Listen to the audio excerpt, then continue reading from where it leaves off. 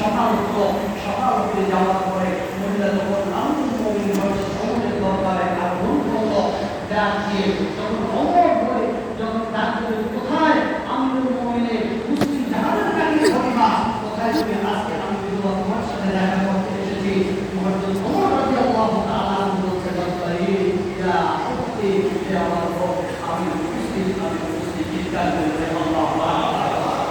মহিলা হযরত ওমর থেকে দরবার করে ডাকতেছেন, রাতের গভীরে আমার আগুনের শিখার আলোতে যে চেহারাটা ভিন্ন হয়ে দেখতে পেয়েছিল, আজকে জলজল আলোর মধ্যে ওই চেহারাটা আরো পরিষ্কার হয়ে গিয়েছে।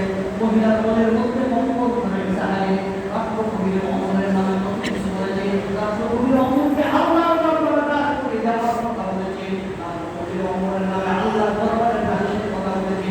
যে যুবকটা আমার পর্যায়ে গিয়েছে ওই যুবকটাই তো অমর, না জানি আজকে আমার কি অবস্থা হয়।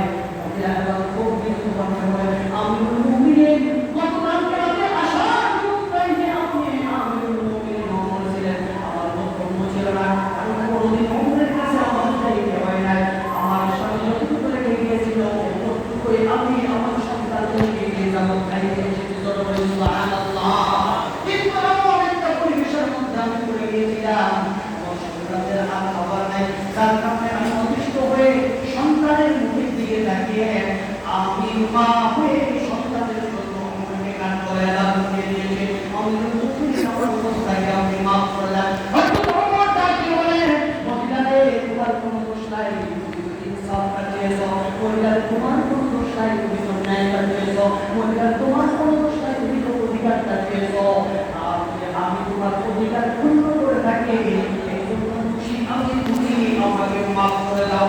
মহিলা ডাকতে বলে তোমার ব্যাপারে আমার কোনো অভিযোগ নাই, আমার ধারণা ছিল মুসলিম সাহেবের আমিরুল মুমিনিন হযরত ওমর মনে হয় নিজে আনন্দে গা ভাসিয়ে রাত্রিবেলা ঘুমায় থাকে, আর মুসলিম জাহানের সাধারণ প্রজাদের নামে কষ্ট করতে থাকে।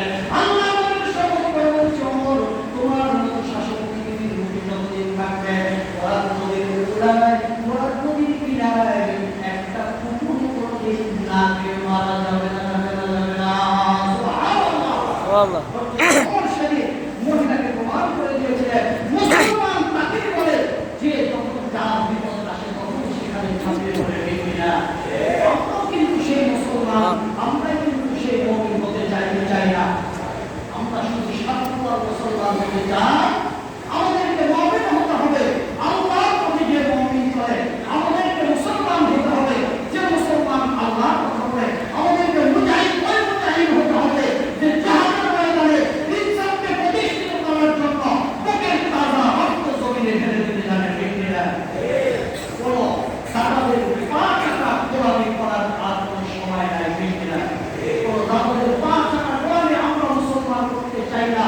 ইনশাআল্লাহ সামনের দিকে ভূমিকা আসতেছে, সামনের দিকে পদক্ষেপ আসতেছে, ভারতের আরো কোনো পদক্ষেপকে আমরা গ্রহণ করব না, বরঞ্চ একশনের বিরুদ্ধে আমরা 100 গ্রহণ করবো। ঠিক কিনা? পানি ছেড়ে দিয়ে আমাদেরকে ঢুকিয়ে মারতে চায়, ইনশাআল্লাহ আমরা এমন ব্যবস্থা গ্রহণ করবো, তোমাদের পানি ছাড়বে ঠিক আছে, ওই পানিতে আমরা ঢুকবো না, ওই পানিতে আমরা শুকনা মৌসুমে ফসলাদি করে এমন ব্যবস্থা গ্রহণ করবো, আমরা ইনশাআল্লাহ লাভবান হবো। ঠিক কিনা? এই জন্য সরকারের পদক্ষেপ থেকে, সরকারের পক্ষ থেকে যত সুস্থ এবং সাচ্চা, যত পদক্ষেপ ভালো পদক্ষেপ হোক না কেন, যত ভালো পদক্ষেপ আসবে, প্রত্যেকটা ভালো পদক্ষেপকে প্রত্যেকটা নাগরিকের, সুস্থ নাগরিকের, পাগল নাগরিক নয়। কিছু নাগরিক আছে পাগল নাগরিক, হুজুরে বাঙালি, কিছু নাগরিক আছে মাথার সেন্স নষ্ট হুজুরে বাঙালি, যারা এখন পর্যন্ত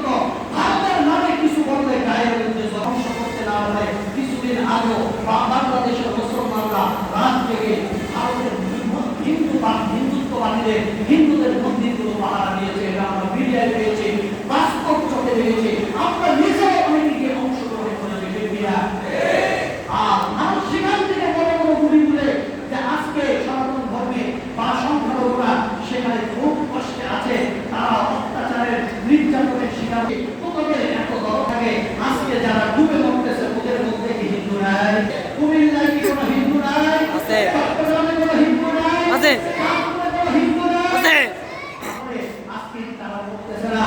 আল্লাহর নামে শপথ করে বলতেছে, ওই হিন্দুত্ববাদীর মধ্যে কোনো মমতা বলতে কিছু নাই, ওরা শুধু টানা আর ক্ষমতা হিসেবে ঢেকে যায়। ওরা সেখানেই কাজ করবে, স্বার্থ যেখানে নাই সেখানে ওরা এক পা আগাতে ওরা রাজি। তাই উদাত্ত আহ্বান জানাচ্ছি, পদক্ষেপ আসতেছে, ভারতকে ধীরে ধীরে ধীরে ধীরে এই ভারত ছেড়ে দেওয়ার প্রতিশোধ আমাদেরকে গ্রহণ করতে হবে, ঠিক কিনা? সব পণ্যগুলো আস্তে আস্তে আমাদেরকে বয়কট করে দিতে হবে।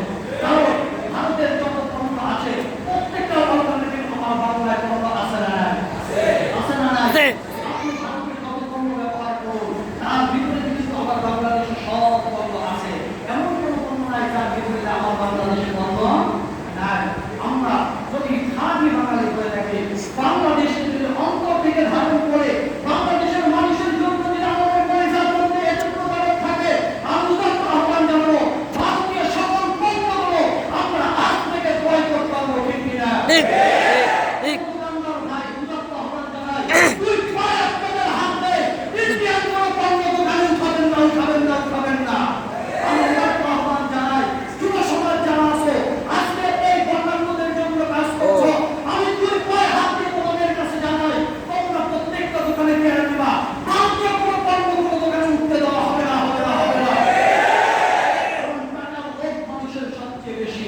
টাকার লোভের কারণে আজকে যারা একদিন করে বাংলাদেশে রাহবার ছিল, আজকে তারা নর্থ ফ্রন্ট নাই। টাকার লোভের কারণে যাকে ধরে তার বাড়ির ভিতরে হাজার লক্ষ কোটি টাকা পাওয়া যায়, যার ব্যাংক সিজ করে তার নামে হাজার কোটি টাকা অর্থ পাচারের নাম পাওয়া যায়।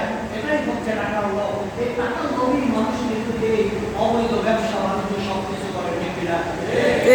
আমি আজকে যারা শুধু বন্যার্থদেরকে সহযোগিতার জন্য যাচ্ছেন, আমি তাদেরকে উদাত্ত আহ্বান জানাবো, শুধু সহযোগিতা পানিতে ডুবাই দিচ্ছে, আপনাদেরকে জায়গায় দিলাম এটা নয়। কেন পানিতে ডুবলো, কোন কারণে পানিতে তারা ডুবলো, এর কারণ নির্ধারণ করে এর ব্যাপারে ব্যবস্থা গ্রহণ করা প্রত্যেকটা বাঙালির এখন ইমানি দায়িত্ব হয়ে গিয়েছে, ঠিক কিনা?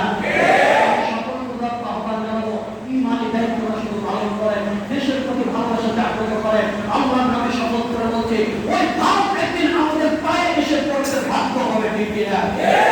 ভারতের যত বন্ধু রাষ্ট্র আছে, ওদের এই কুকর্ম মুনাফিকি কারণে, মুনাফিকি আচরণের কারণে আজকে ওরা চতুর্দিক থেকে মুখ ফিরিয়ে দিয়েছে। চীন ভারতের সাথে নাই, চীন ভারতের সাথে নাই।